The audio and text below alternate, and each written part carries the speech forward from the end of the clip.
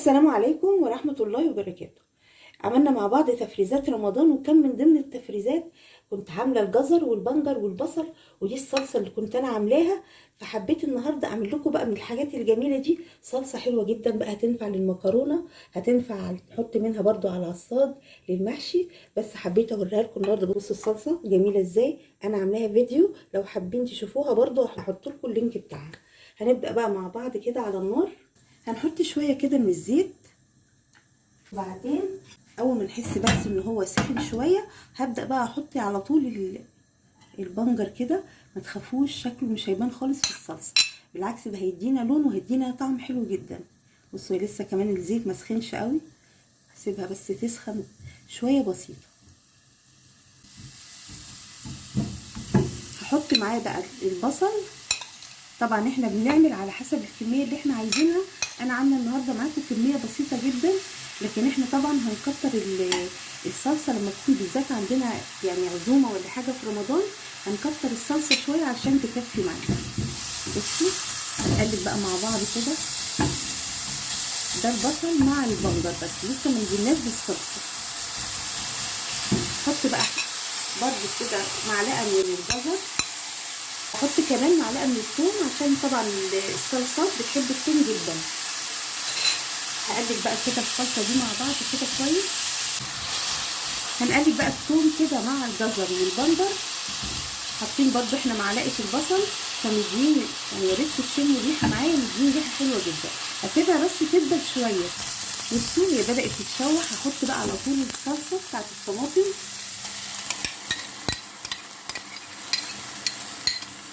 وهقلبها تقليبه بسيطه.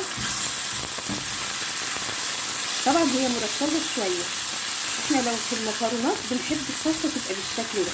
لو انتوا حابين بقى تخففوها، بصوا بس هي بقت حلوه جدا ازاي. هوريها لكم بقى ازاي.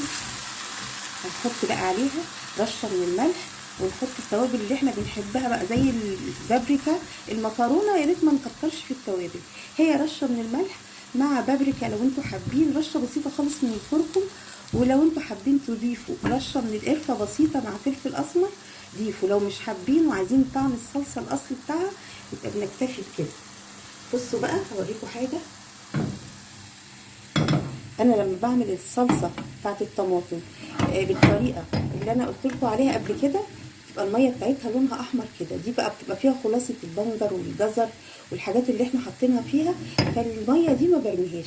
ممكن بقى لو احنا حابين نخليها خفيفه سنه بنضيف شويه صغيرين بصوا منها، ما بتبانش خالص.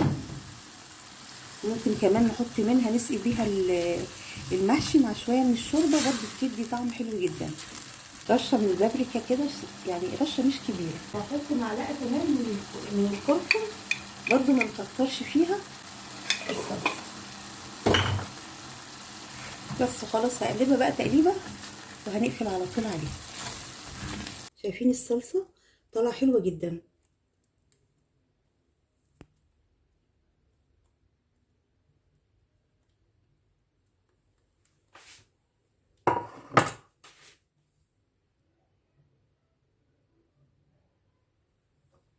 بصوا بقى الصلصه وجمالها، شايفين حلوه جدا. الصلصه دي طبعا تنفع للمكرونه، هتبقى روعه جدا ان شاء الله. بقى جربوها. بصوا الصلصه دي طبعا انا عملتها معاكم قبل كده، فحبيت بقى اعمل معاكم الصلصه من الحاجات اللي احنا كنا عاملينها في تفريزات رمضان، البنجر مع الجزر. بصوا طالعه حلوه جدا ان شاء الله. تجربوها باذن الله. ودي تبقى الحاجات دي احنا عاملينها ومحضرينها وشايلينها في التلاجة، تبقى جاهزه على طول على الاستخدام. كل سنه وانتم طيبين، اشوفكم على خير. السلام عليكم ورحمه الله وبركاته.